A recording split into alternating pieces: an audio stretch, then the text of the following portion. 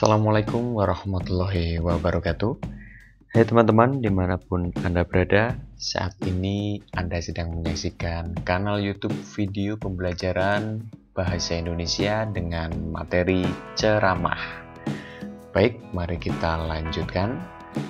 Buku yang digunakan adalah buku dari Kemdikbud tahun 2017, kemudian peta konsep dalam video pembelajaran ini, khususnya materi ceramah, ada 4, yaitu yang pertama mengidentifikasi informasi berupa permasalahan aktual yang disajikan dalam ceramah, menyusun bagian-bagian penting dari permasalahan aktual, menganalisis isi, struktur, dan kebahasaan dalam ceramah, dan yang terakhir adalah mengonstruksi ceramah tentang permasalahan aktual dengan memperhatikan kebahasaan dan struktur yang tepat. Baik, teman-teman, simak video pembelajaran ini dengan baik untuk mendapatkan informasi ceramah secara mendalam. Mari kita lanjutkan. Untuk subbab yang pertama, yaitu mengidentifikasi informasi berupa permasalahan aktual, ini ada 2 topik ya. Yang pertama dan yang kedua akan kita bahas. Kita masuk ke topik yang pertama dulu, ke subbab yang pertama. Ya, sebelum lebih jauh ya, kita harus menyamakan persepsi dulu mengenai serba-serbi ceramah. Oke ya, perlu teman-teman ketahui, sebelum berbicara lebih jauh mengenai ceramah, kita harus tahu dulu bahwa manusia ini tidak pernah lepas dari aktivitas mendengarkan, tentu setiap harinya. Maka dari itu ada clue yang pertama, yaitu mendengarkan. Apa sih yang didengarkan manusia setiap harinya? Terkadang nasihat, ada pelajaran, tutorial, ceramah, pidato, dan khutbah, dan masih banyak lagi. Nah, ini adalah kegiatan-kegiatan lisan ya, yang biasanya atau sering kali kita temukan, alami sendiri ya, karena ini adalah kegiatan mendengarkan dari kegiatan-kegiatan lisan seperti ini. Oke, mendengarkan dan menyimak kegiatan tersebut tentu memerlukan sikap khusus ya. Artinya adalah mendengarkan dan menyimak nasihat, pelajaran, tutorial, ceramah, pidato, dan khutbah, dan lain-lain. Nah, ini memerlukan sikap khusus. Sikap apa? Sikap untuk memahami isi dari kegiatan tersebut. Nah, kita fokuskan ke ceramah, pidato, dan khutbah. Teman-teman mungkin sudah tahu ya, apa itu ceramah, pidato, dan khutbah. Maka dari itu kita akan cari persamaan dulu dari ketiga kegiatan tersebut. Ketiga kegiatan tersebut ini sama-sama disampaikan di depan umum, kemudian mengungkapkan ide dan pikiran, kemudian menggunakan cara tertentu, dan informasi yang disampaikan ini dominan fakta. Nah, ini persamaan dari ketiga kegiatan tersebut. Setelah mengetahui persamaan, maka perbedaannya adalah seperti ini, bahwa ceramah ini memerlukan interaksi timbal balik, sedangkan pidato dan khutbah ini bersifat monolog satu arah ya. Artinya dalam ceramah, pembicara dan pendengar ini memang dimungkinkan untuk timbal balik ya, untuk bertanya jawab begitu. Namun lain halnya dengan pidato atau khutbah.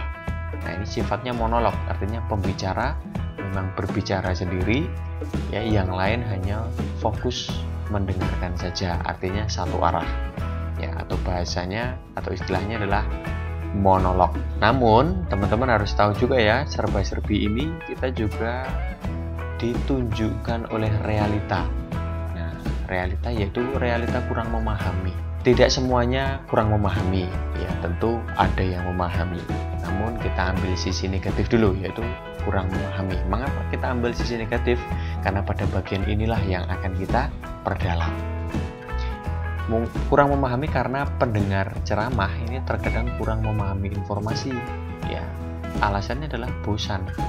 Caranya bagaimana untuk mengantisipasi agar kita tetap bisa memahami? Nah, yaitu mengidentifikasi informasi.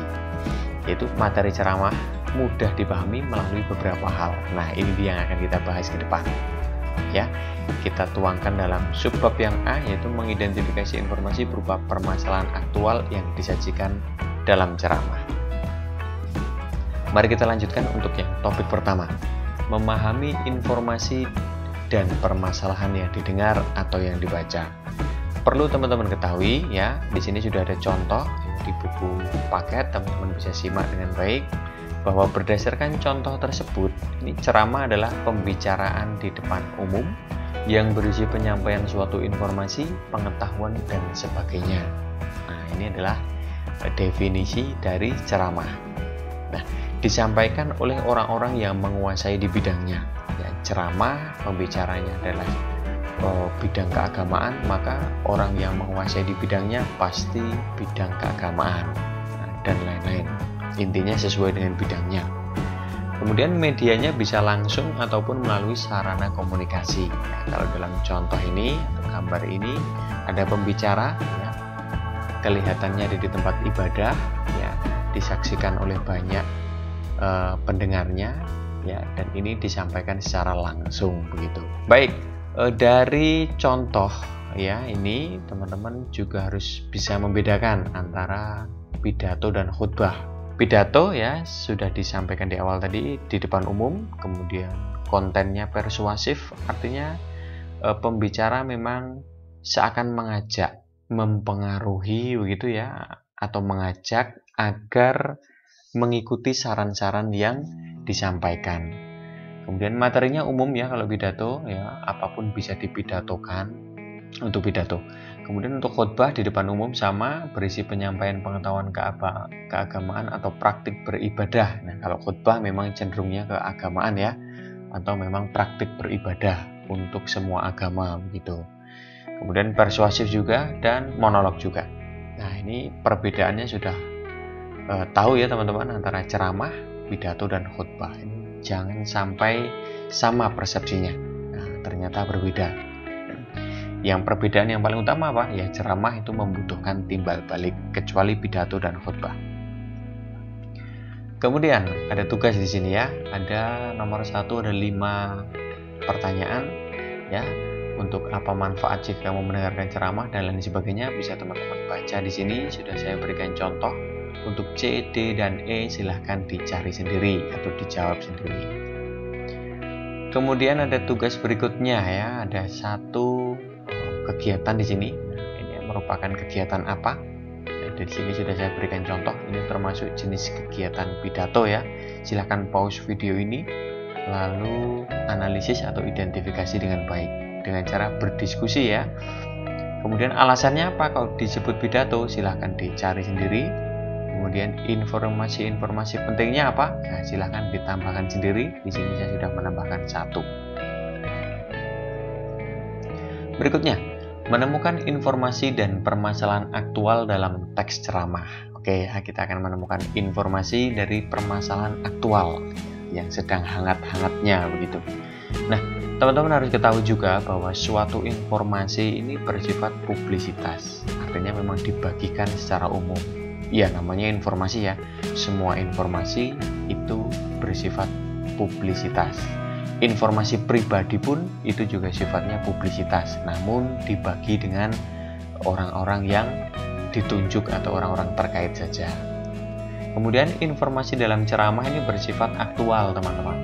Sifatnya aktual. Kalau kita diberi ceramah ini sesuai dengan kondisi atau situasi terkini ya, berkaitan dengan isu-isu terhangat gitu. Nah, jenis informasi dalam ceramah ini bermacam-macam teman-teman ya. Yang pertama adalah berdasarkan bidang kepentingan, kemudian berdasarkan format penyajian, berdasarkan lokasi peristiwa, berdasarkan bidang kehidupan, dan yang terakhir berdasarkan fungsi begitu. Ya, artinya apa? Artinya seorang pembicara dalam ceramah atau pendengar ceramah ini juga harus tahu informasi apa yang sedang didengarkan atau informasi apa yang akan disampaikan melalui ceramah. Nah, ini tinggal pilih, sesuaikan kondisi-kondisinya. Nah, ini adalah menemukan informasi dan permasalahan aktual dalam teks ceramah. Jadi juga harus tahu jenis informasi dalam ceramah. Nah, ada tugas di sini teman-teman. Ada 2 tugas ya, teman-teman harus memilih ya atau bukan. Untuk di tugas pertama, manakah informasi yang berkaitan dengan masalah bahasa begitu. Teman-teman tinggal kasih contreng ya atau centang begitu. Nah, saya berikan contoh untuk di nomor 1A ini, ya ini termasuk informasi yang berkaitan dengan bahasa. Nah, alasannya apa? Silahkan isi sendiri ya, dan juga yang lain silahkan dijawab sendiri. Untuk yang kedua, teman-teman tinggal melabeli dari 5 informasi ini apakah berjenis E, P, atau R ya. E itu edukatif, P persuasif, dan R itu rekreatif. Ya, tinggal pilih saja. Nah, di sini saya contohkan di C ya. Ini masuk ke informasi berdasarkan fungsi yaitu rekreatif. Ya, berikutnya kita masuk ke subbab yang B, yaitu menyusun bagian-bagian penting dari permasalahan aktual. Nah, ini kita akan belajar menyusun, yaitu dimulai dengan cara menelaah bagian pentingnya dulu, kemudian dilanjutkan menemukan kalimat majemuk bertingkat dalam teks ceramah. Oke, mari kita perdalam teman-teman. Yang pertama, menelaah bagian-bagian penting dari teks ceramah. Bagian penting dari teks ceramah adalah gagasan umum, teman-teman. Ya, gagasan umumnya ya. Uniknya, ya setiap pendengar ini mempunyai hasil telaah sendiri mengenai gagasan umum. Ya, mengapa demikian? Ceramah yang didengarkan ya masuk dalam pikiran pendengar ini akan diolah sehingga menghasilkan bagian-bagian penting versi pendengar itu sendiri. Ya, jadi berbeda-beda. Ya, maksudnya seperti itu. Namun, harus teman-teman ketahui juga, aspek penting dari teks ceramah ini adalah informasi umumnya. Nah, kita ambil secara umum saja, meskipun nanti ya hasilnya itu berbeda-beda setiap orang, namun secara umum atau standarnya yaitu informasi umumnya. Nah, informasi khusus lainnya sebagai pendukung saja. Ya, karena ada umum dan ada khusus ya. Nah, ini contohnya ya. Bagian-bagian penting dari ceramah tentang Jepang begitu ya. Nah, di sini bagian pentingnya ada banyak. Ya, ini yang saya garis merah ini ya. Panah merah ini merupakan bagian-bagian pentingnya yang sifatnya umum, yaitu diambil pada gagasan umum saja atau gagasan utama saja di tiap paragrafnya. Nah, ini tinggal dimasukkan dalam tabel bagian-bagian penting.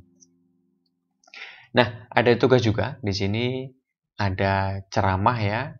Nah, ceramah ini teman-teman juga akan menemukan gagasan umumnya atau bagian-bagian pentingnya. Nah, ini sudah saya persiapkan di sini. Teman-teman tinggal ikuti saja. Kemudian isi kosong sesuai dengan hasil teman-teman mengidentifikasi sendiri. Oke, yang pertama, bagian pentingnya dari bacaan ini ya, teman-teman bisa baca dan pahami dulu sebelum lebih lanjut ya. Nah, ini nomor 1 ya, ini sudah saya temukan ini untuk bagian pentingnya. 2, 3, 4, 5 silahkan cari sendiri dan masukkan dalam kolom ini. Simpulannya juga sudah saya sampaikan di sini ya, teman-teman hanya tinggal mengisi saja bagian-bagian pentingnya yang ada di teks ini pada bagian apa, masukkan dalam kolom. Oke, kita masuk ke topik kedua, yaitu kalimat majemuk bertingkat dalam teks ceramah. Mengapa kalimat majemuk bertingkat hadir dalam teks ceramah? Ya, tentu saja. Karena kalimat majemuk ini berisi berbagai macam informasi, ide, ya, yang kemudian disatukan melalui konjungsi, sehingga kita harus berlatih pula untuk menemukan maknanya melalui kalimat majemuk bertingkat. Oke ya, fokusnya di majemuk bertingkat ya. Apa itu? Ya, disebut juga sebagai kalimat kompleks. Ya. Kemudian, kenapa bertingkat? Ya, karena ada 2 klausa atau bisa lebih. Nah, lalu, apa fungsi 2 klausa atau lebih? Ya, fungsinya akan digabungkan menggunakan apa? Konjungsi. Ya, ini konjungsinya. Ini untuk menggabungkan 2 klausa atau lebih tadi.